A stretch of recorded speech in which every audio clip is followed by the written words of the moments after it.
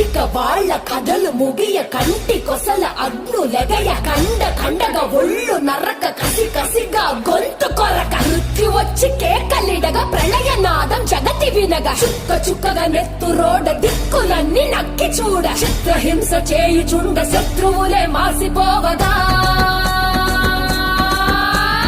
విలయ ప్రళయమూర్తి వచ్చింది ఇదే కాంచన